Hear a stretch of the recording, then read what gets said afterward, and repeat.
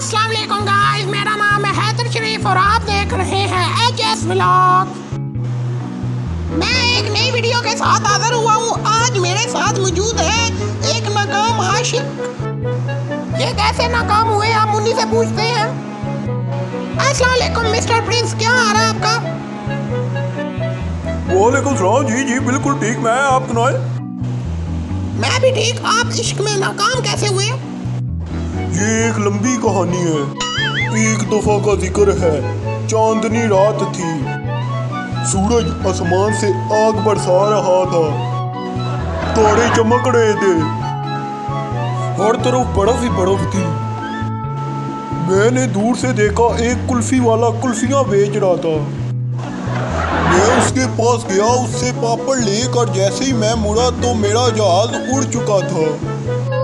मैं जहाज की तरफ भागा तो मेरा पाँव तपती रेत में फिसल गया। मैं इतने जोर का नीचे गिरा, मेरे सारे कपड़े गीले हो गए। फिर मैं घर वापस आके सो गया। रही बात मोहब्बत की, वो बहुत लंबी कहानी है, फिर किसी दिन सुनाऊंगा। नाज़रीन, इसी के साथ मैं इजाजत चाहता हूँ। अगर वीडियो पसंद आए तो लाइक, कमेंट, सब्सक्राइब सब कुछ कर लें। शुक्रिया।